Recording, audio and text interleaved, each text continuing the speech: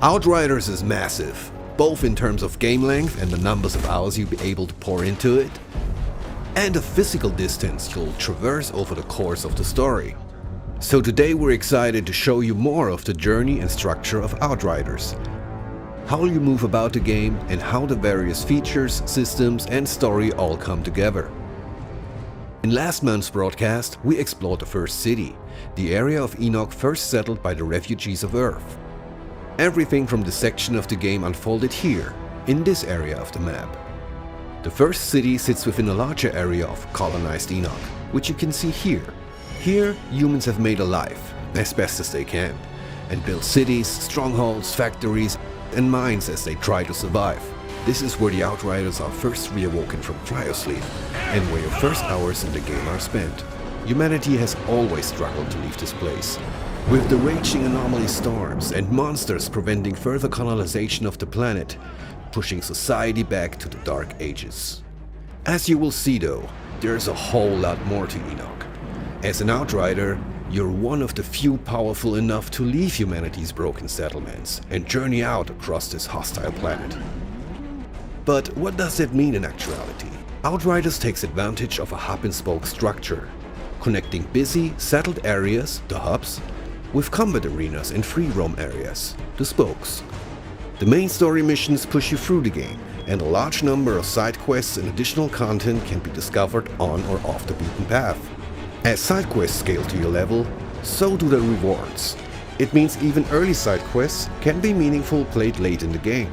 And it's worth saying side quests aren't fluffy objectives that take place in the same play spaces you've experienced in the main game. They're new, bespoke areas of Enoch that you could miss entirely, and they often reveal more secrets about the world and lore. Let's travel quickly to Eagle Peaks, the snow-capped mountains that encase the war zone, to take on a side quest there. Is this your whole company? There used to be more of us. Something happens to the men up in these hills. We hear voices.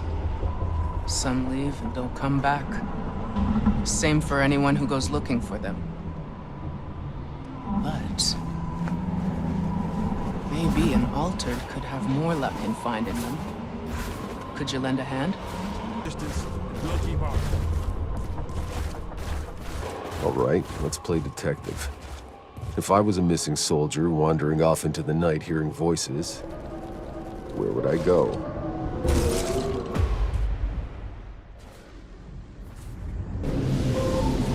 Come on! Oh, come on! Don't do this! I just came looking for my friend! He belongs here now!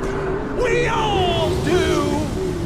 Today, the storm welcomes an apostate into its loving embrace! So it seems the last remaining survivor of our missing soldiers was just sacrificed to the anomaly? We need to have some words with this deadly cult and its leader. ECA! Overload! Target designated! They've got nowhere to run!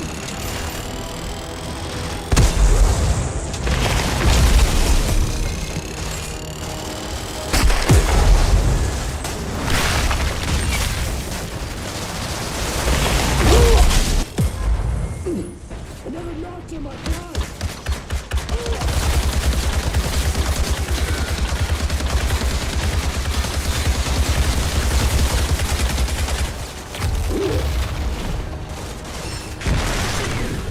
We're only giving you a small taste of this little side adventure.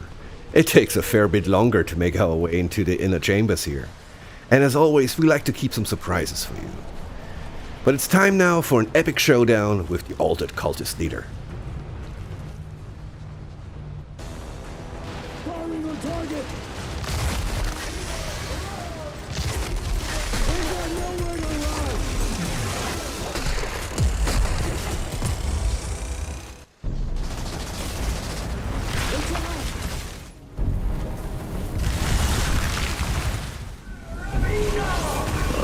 Seems you had yourself a little cult brewing up here.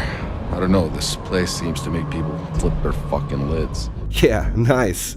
By completing the side quest, we can now choose a sweet piece of new gear as a reward. With that sorted, let's talk a little bit more about hubs. In hubs, your weapons are holstered for a time, and you can soak in a bit of life on Enoch. Here you can visit vendors to sell scrap and purchase gear, frequent bars to gather gossip and bounties, Call it the liver spinner. and pick up side quests from one of Enoch's many eccentric denizens. What exactly is your business? Certain mercenary services? It's hard to show this without spoilers, but as you progress through the game, the world state and NPC dialogue is affected by pivotal moments from the story, and new side quests unlock, some of which are hidden in earlier hubs and play spaces, further rewarding exploration. Combat feats also come with achievements. Complete a collector's quest like a bounty or monster hunt, and NPCs will recognize and reward your triumphs. In bringing to life a new sci-fi universe, we are adamant that these settled areas feel dynamic and alive. Oh, and if monster hunts piqued your interest, stay tuned for a future broadcast to learn more about them. Well, this should be interesting. Crucially, hubs also allow you to check in on your Outriders truck and crew, which will grow as you progress throughout the game. We're going to talk more about the Outriders truck in the future, but its primary function is to transport you through the world, bringing many of the features of a town with it. All the functionality you'd expect from a hub hits the road with you. Your weapon vendor, your crafting, your crew. The truck is a moving RPG village. Now you don't operate the truck yourself. That job falls to your driver, Jakob, who we will talk more about later. But the customization options are vast, so you can personalize your ride along your journey. Okay, let's pack up and hit the road now. I need to head to the forest to continue my journey. Let's take a quick moment to introduce the crew. Your ride or dies accompanying you on your quest to discover the source of the signal. Here we can see Jakob, who drives the truck and can handle any customization of the vehicle. Jakob was with your Outrider during the first arrival on Enoch, 30 years prior. A bright-eyed youth with an exciting life ahead of him on a new planet. Time has not been kind to poor Jakob. Here's Sahidi, who we met in the last broadcast. One of the few people on Enoch with a grasp on science and how to get mankind out of the pickle they happen to find themselves in. You can talk to Sahidi for weapon mods and crafting. We'll be talking more about this topic in the next broadcast. Finally, at least for the moment, there's Bailey, who has been appointed to your team by Corrigan, the Grand Marshal of Trenchtown, who's allowed your travel through the various sectors of the settlement. Let's go. Bailey hates the arrangement as much as you do, but is forced to join the journey. In camps like this, Bailey also acts as a gear vendor, with a host of unique weapons and armor you can trade for scrap. Other notable features of a given camp? Your stash, where you can store and withdraw equipment that you might not be able to hold on your person. The stash also allows you to move gear freely between your roster of player-built characters. Next to the hammock here, you'll always be able to change and customize the look of your Outrider. And of course the matchmaking terminal, which is hopefully self-explanatory. Before I'm leaving you for this month's broadcast, I'm going to take you beyond the safe confines of the Forest Enclave. It's a beautiful night, so let's head out there and explore. Hey, you remember my tunes I used to play? Like it was yesterday. I can still remember some of them.